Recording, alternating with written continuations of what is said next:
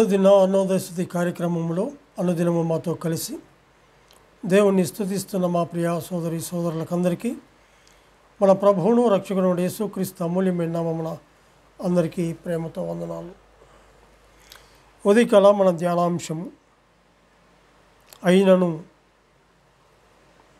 పరిశుద్ధ గ్రంథమైన బైబిల్లో నుంచి కీర్తనలు 78వ కీర్తన 17వ వచనం చదువుకుందాం. అయినను వారు ఆయనకు విరోధముగా ఇంకనూ పాపము చేయుచునే వచ్చిరి, అడవిలో మహోన్నతుని మీద తిరగబడిరి అని చెప్పేసి చూస్తుంటాం. అనుదినము ఇలాగ ఆయన కృపాసనం ఎదుకు వచ్చి పరిశుద్ధుడు పరిశుద్ధుడు పరిశుద్ధుడు అని కోట్ల దూతలతో కొనియాడబడుతున్నటువంటి ఆ గొప్ప దేవుణ్ణి స్తుతించి కనపరిచే భాగ్యాన్ని దేవుడు మనకు అనుగ్రహించాడు. అందును బట్టి మనం ఎంతగానో ఆయన్ను స్తుతించవలసిన వారంగా మనం ఉంటున్నాం. ఇక్కడ ఈ కీర్తనను మరి భక్తుడైన ఆసాపు వ్రాసినట్లుగా మనం చూస్తుంటున్నాం. ఈ కీర్తనలో అయినను అనే పదము తరచుగా కనపడుతూ ఉంది.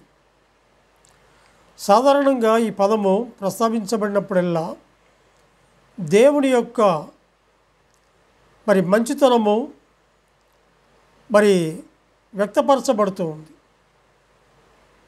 ఈ కీర్తనలో దేవుని యొక్క మంచితనమునకు ప్రతిగా మానవులు వ్యక్తపరిచిన కపట బుద్ధి కనపడుతూ ఉంది. ఆయన మరి ఆ ఐగుప్తులో ఉన్నటువంటి ప్రజలను మరి విడిపించడానికి మోషేను ఎన్నుకొని మోషే ఆ యొక్క ఐగుప్తులో ఉన్నటువంటి ఆ ఇశ్రాయేలు జనాంగాన్ని మరి బయటికి తీసుకురావడానికి మరి ఆయన ఎంతగానో కృప చూపించాడు. అయినను వారు ఆయనకు విరోధముగా ఇంకనూ పాపము చేయుచునే వచ్చిరనే మాట మనం చూస్తుంటాం. దేవుడు ఇశ్రాయేలు పట్ల అనేక అద్భుతాలు చేశాడు. మన్నాను కురిపించాడు. అరణ్యంలో వాళ్ళకి ఆహారం సమృద్ధిగా కురిపించాడు. నీరును ఇచ్చాడు. మరి వారికి అంతగా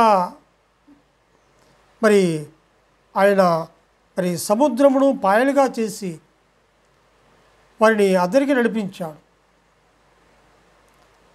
పగటి వేళ మేఘంలో నుండి మరియు రాత్రి వేళ మరి అగ్ని ప్రకాశంలో నుండి ఆయన వారికి త్రోవ చూపించాడు. అరణ్యంలో మరి బండలు చీల్చి వారికి నీటిని అనుగ్రహించాడు. అయినా మర్చిపోయినారు, సరుగుతున్నారు, మరి ఆయన మీద ఆయాసపడుతూ ఉన్నారు, విరోధంగా తిరగబడుతూ ఉన్నారు. దేవుడు ఇన్ని ఆశ్చర్య కార్యములు చేసినప్పటికీ వారు మరి దేవుణ్ణి స్తుతించక ఆయనకు విరోధముగా పాపము చేస్తూనే వచ్చినట్లుగా చూస్తుంటున్నాం. వారు మహోన్నతుల మీద తిరుగుబాటు చేస్తుంటున్నారు. ఇదే 78వ కీర్తన 36వ వచనం చూద్దాం. చూడండి. అయినను వారి హృదయము ఆయన ఎడల స్థిరముగా ఉండలేదు, ఆయన నిబంధనను వారు నమ్మకముగా గైకొనలేదు అని చెప్పి చూస్తున్నాం. వారి హృదయము ఆయన ఎడల స్థిరంగా ఉండలేదు. అంత మాత్రమే కాదు, ఆయన నిబంధనను వారు నమ్మకముగా గైకొనలేదు. ఒకటి ఆయనకు విరోధముగా ఇంకా పాపం చేస్తూనే వచ్చారు. అన్ని ఉపకారాలు చేసినా, అన్ని మేలు చేసినా కూడా మరి రెండవదిగా గమనిస్తే వారి హృదయము ఆయన ఎడల స్థిరముగా ఉండలేదు అని చెప్పి చూస్తుంటాం.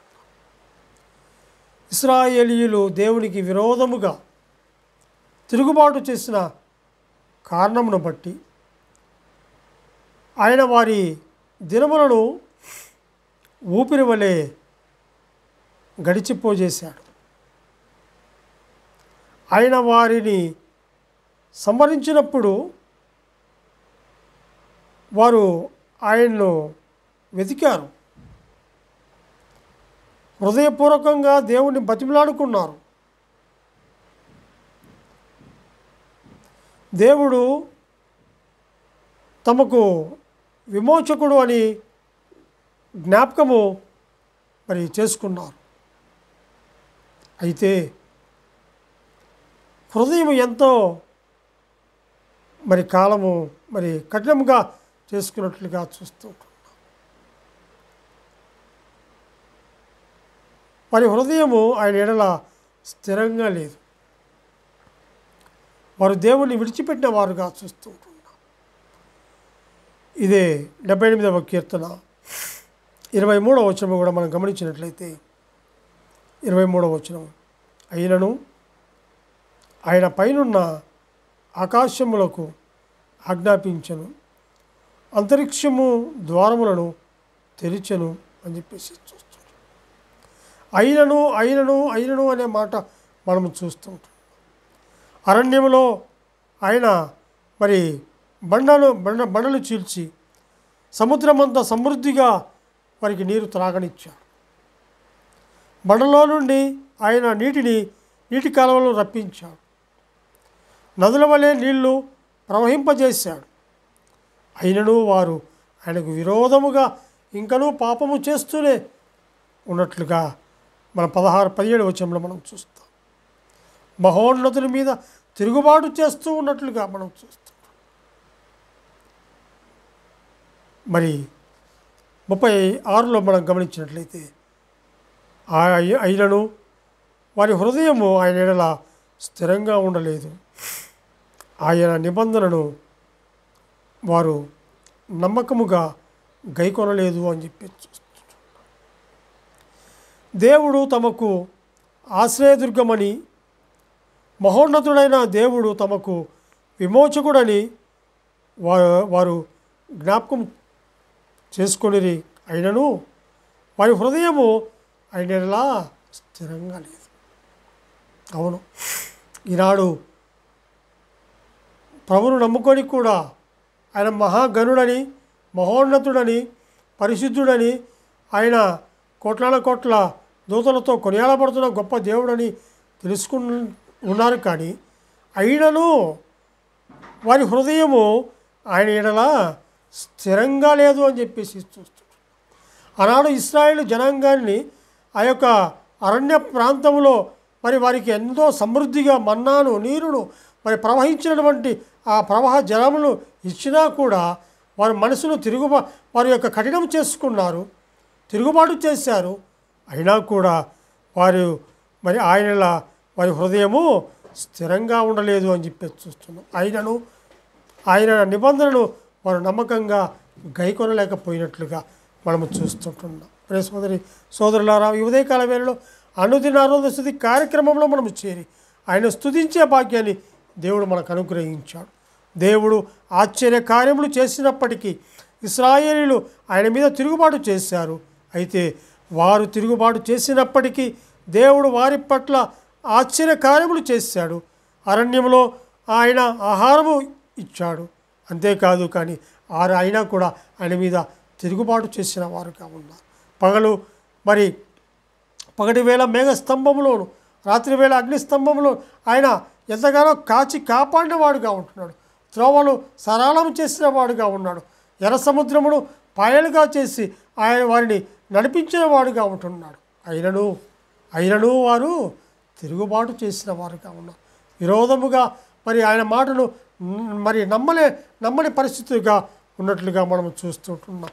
ఈనాడు కూడా సంఘ కాలంలో ఉన్నటువంటి మనము కూడా ఆయన యందు విశ్వాసము కలిగి ఆయన మాటలకు విధేయులమై ఆయన యొక్క మాటల స్థిరత్వము మన హృదయాల్లో మా యొక్క మాటలు స్థిరముగా మరి సిద్ధపాటు చేసుకొని ఆయన యొక్క రాకడ కొరకు మనం ఎదురు చూసేవారముగా ఉండాలి.